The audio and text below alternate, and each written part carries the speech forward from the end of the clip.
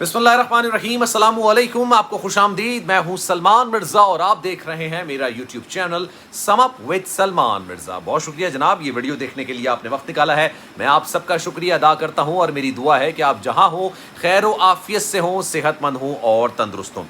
जनाब, दुआ ज़रा केस में आज एक बड़ी पेशरफ निकलकर सामने आई है। अगर आप मुझसे सवाल करेंगे कि जनाब ज़हीर अहमद को कब गिरफ्तार किया जाएगा, उसके खिलाफ सफिशिएंट एविडेंसेस मौजूद हैं। अब तो जनाब जो उसका निकाह है वो भी अब निकाह नहीं रहा है, उसको भी कलअदम करार दिया जा सकता है क्योंकि मेडिकल रिपोर्ट सामने आ चुकी है। उसके खिलाफ क्या क्या सफिशिएंट एविडेंसेस हैं ये भी मैं आपको इस वीडियो में बताऊंगा, और उसको कब गिरफ्तार किया जाएगा ये भी मैं आज आपको इस वीडियो में बताने जा रहा हूं। और उसने एक चालाकी की है गिरफ्तारी से बचने के लिए, लेकिन आप जितनी चालाकी करें, कभी कभी ऐसा होता है कि आप दूसरे के लिए गड़ा खोदते हैं लेकिन खुद उसमें गिर जाते हैं। तो शायद ज़हीर के साथ ऐसा ही कुछ होने जा रहा है। एक बड़ी खबर निकलकर सामने आई है। आज जनाब अदालत में वो गया, मकामी अदालत में यानी लाहौर की अदालत में वो गया और उसने जाके बोला कि मुझे इस केस के अंदर ये खदशा है कि मुझे गिरफ्तार कर लिया जाएगा, तो मुझे हिफाजती ज़मानत दी जाए। अच्छा, हिफाजती ज़मानत ऐसे नहीं मिलती।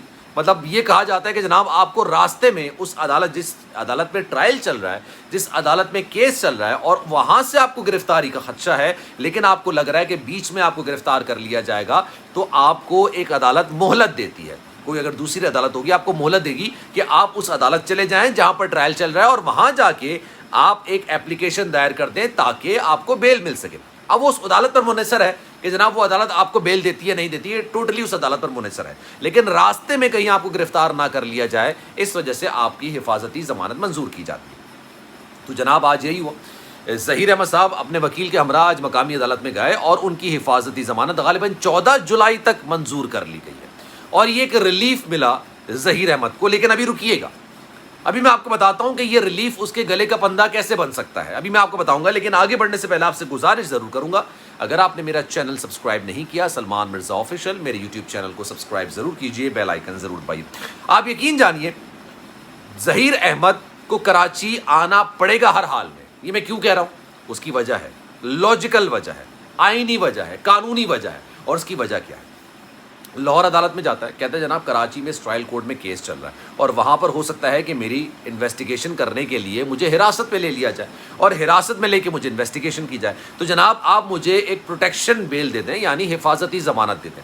अब उसके लिए दलाइल हुए, बातचीत हुई कि केस कब रजिस्टर किया गया, क्या मामलात हुए, अदालत की जानिब से सवाल किया गया, वकील की जानिब से कहा गया कि जनाब ये इस तारीख का मुकदमा है। तो उन्होंने कहा कि इतने अरसे तक आप क्या कर रहे थे, इतने अरसे तक आपने हिफाजती ज़मानत क्यों नहीं ली थी। लेकिन खैर अदालत बड़ा लीनियंसी का मुजाहरा करती है।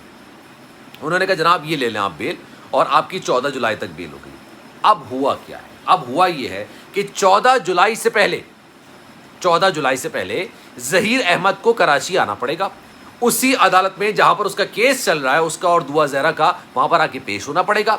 और जब उसको पेश होना पड़ेगा ना, तब उसको बेल एप्लीकेशन दोबारा से दायर करनी पड़ेगी। ये जो प्रोटेक्शन बेल है, आज अक्सर लोगों ने मुझसे सवाल किया कि यार आप तो कह रहे थे ज़हीर अहमद गिरफ्तार हो जाएगा, उसने तो प्रोटेक्शन बेल ले ली है, उसने तो बेल करवा ली है, उसको तो गिरफ्तार नहीं किया जा सकता, उसकी गिरफ्तारी रुक गई है। नहीं, ऐसा नहीं है।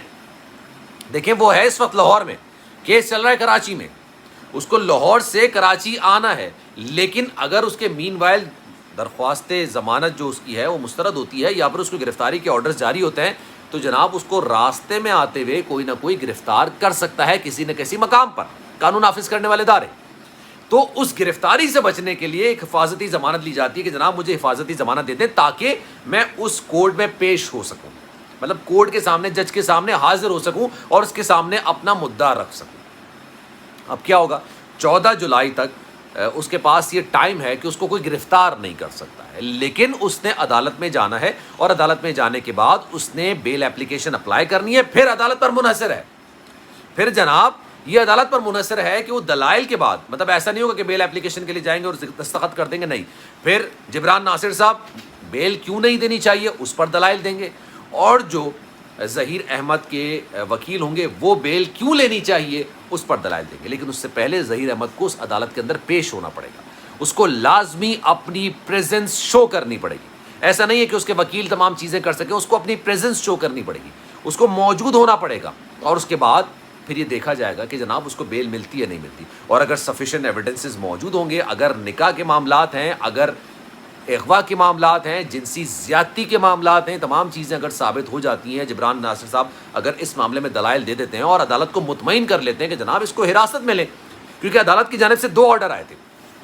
ایک تو یہ آرڈر آیا تھا جناب کہ آپ اس کو ری انویسٹیگیٹ کریں یا اس کی فردر انویسٹیگیشن کریں, پہلا آرڈر تو یہ تھا. دوسرا آرڈر یہ تھا کہ جناب آپ اس کا میڈیکل کرائیں. دعا کا میڈیکل ہوا, میڈیکل ہونے کے بعد اس کی عمر 15 سال نکل کر سامنے آ گئی. جب 15 سال اس کی عمر نکل کر سامنے آ گئی تو جو آرڈر کراچی کی عدالت نے دیا تھا, یعنی سندھ ہائی کورٹ نے دیا تھا, اس نے تو کہا تھا کہ جناب اس کی عمر 17 سال ہے, تو اب آپ جہاں جانا چاہے جا سکتی ہیں, آپ کے پر منحصر ہے کہ آپ اپنے والدین کے ساتھ جانا چاہے جائیں یا ظہیر کے ساتھ جانا چاہے چلے جائیں, یہ آپ پر منحصر ہے, آپ پر ٹوٹلی آپ پر ڈیپینڈ کرتا ہے.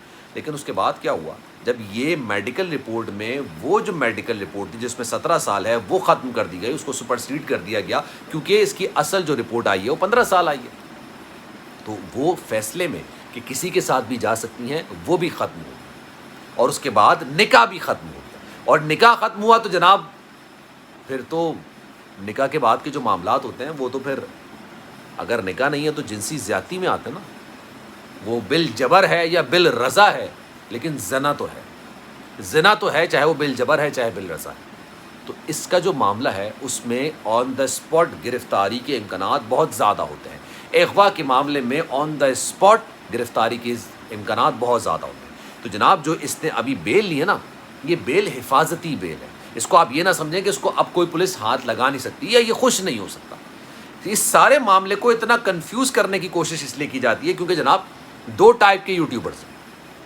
ایک وہ ہیں جو اس سارے معاملے میں مجھ جیسے لوگ, جو میں کہتا ہوں کہ معاشرے میں اس گندگی کو نہیں گھلنا چاہیے کہ آپ ایک لڑکی کو, چاہے وہ, چلے میں بالغ کی بات نہیں کرتا, نابالغ ہے, اپنے ماں باپ کے چہرے پر کالک موت کے وہ کسی کے ساتھ بھی چلی جائے اور اس کو آپ جسٹیفائی کرتے پھریں. میں اس چیز کا سختی کے ساتھ مخالف ہوں, اور میں مانتا ہوں کہ جناب ایسا نہیں ہونا چاہیے, ایسا ہرگز نہیں ہونا چاہیے. لیکن کچھ یوٹیوبرز دوسرے قسم کے جو ہیں, جو اس سارے معاملے کو مرضی, منشا, ان تمام چیزوں سے جوڑ, تو وہ لوگ اس چیز کو مکس کرنے کی کوشش کرتے ہیں کہ دیکھیں ظہیر کے خلاف تو کچھ نہیں ملا تو گرفتاری کیسے. ظہیر کے خلاف بہت کچھ ملا ہے, گرفتاری بھی ہونی ہے, اور اس کی گرفتاری 14 تاریخ ہے, اس کے بعد کسی بھی وقت ہو جائے. سلمان مرزا کو دیجیے اجازت, زندگی رہی صحت رہی, انشاءاللہ اگلی دن آپ سے پھر ملاقات ہوگی. لیکن جانے سے پہلے آپ سے گزارش ہے, اگر آپ نے میرا چینل سبسکرائب نہیں کیا, سلمان مرزا آفیشیل, میرے یوٹیوب چینل کو سبسکرائب ضرور کریں, بیل آئیکن ضرور دبائیں. خیال رکھیے گا اپنا, انشاءاللہ اگلی ویڈیو میں آپ سے پھر ملاقات ہوگی. اللہ حافظ.